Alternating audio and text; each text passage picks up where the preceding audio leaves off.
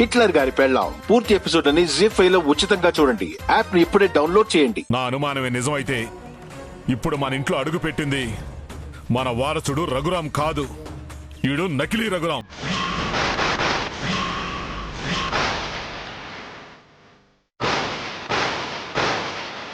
ఒరే వెంకటరత్నం, ఏం మాట్లాడుతున్నావురా నువ్వు? అవునానమ్మా, మా నాన్న చెప్పింది అక్షరాలా నిజం. మన రఘురామ్ని చంపేసి ఆ స్థానంలో ఈ డూప్లికేట్ రఘురామ్ వచ్చాడు.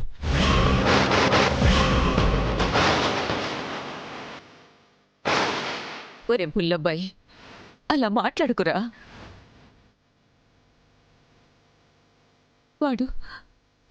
వాడు నా కొడుకు రక్తం పంచుకు పుట్టిన నా మనవడ్రా.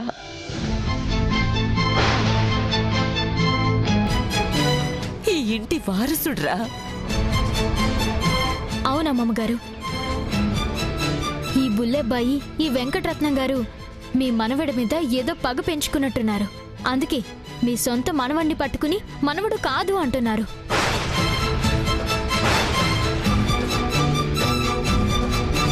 నువ్వు నోరు మోస్తావా టీచర్మా? ఇది మాకు సంబంధించిన విషయం. కుటుంబ విషయాల్లో తలదూరిస్తే మర్యాదగా ఉండదు. ఆ అమ్మాయి అన్న దాంట్లో తప్పే ఉందిరా. ఇంకోసారి వాడు నా మనవడు కాదు అన్నారంటే మీ మర్యాద దక్కదు, చెప్తున్నాను.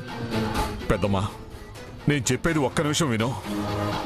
ఆ తర్వాత నీకు నమ్మకంగా అనిపించకపోతే నిజంగా నన్ను ఇంటి నుంచి గెంటేయ్. లేదా నేను చెప్పేది నువ్వు నిజమని నమ్మితే ఈ నకిలీ రఘురాము గాడిని ఇంటి నుంచి గెంటేద్దాం.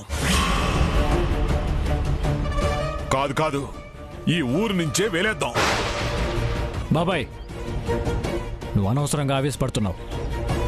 ఏదైనా ఉంటే నువ్వు నేను మాట్లాడుకుందాం, అంతేకాని నానమ్మని లేనిపోని టెన్షన్ పెట్టద్దు. అసలే ఆవిడ ఆరోగ్యం బాగాలేదు. చాలా ఆపు నీ వెధవ నాటకాలు. ఏదో మా పెద్ద మీద ప్రేమ కారిపోతున్నట్టు ఏం యాక్ట్ చేస్తున్నావురా? నువ్వు కనుక నకిలీ రఘురాం కాకపోతే ఆ డెత్ సర్టిఫికెట్ ని ఎందుకు దాచిపెడతావు? ఆ వచ్చిన మున్సిపాలిటీ వాడు నానమ్మని పిలవమంటే ఆవిడ ఇంట్లో లేదని అబద్ధం చెప్పి ఆవిడ పెట్టాల్సిన సంతకం నువ్వెందుకు పెట్టావురా?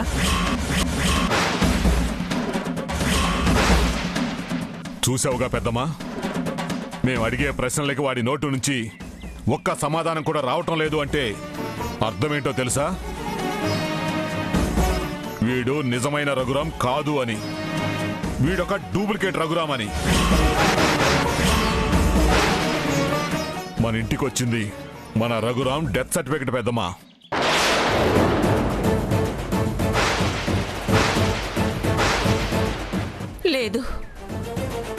లేదు, నా మనవడు చచ్చిపోలేదు. నా మనవడు బతికే ఉన్నాడు.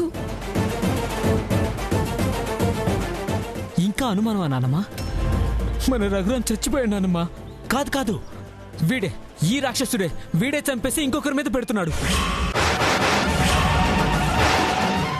హిట్లర్ గారి పెళ్ళాం పూర్తి ఎపిసోడ్ అని జీ5 లో ఉచితంగా చూడండి. యాప్ ని ఇప్పుడే డౌన్లోడ్ చేయండి.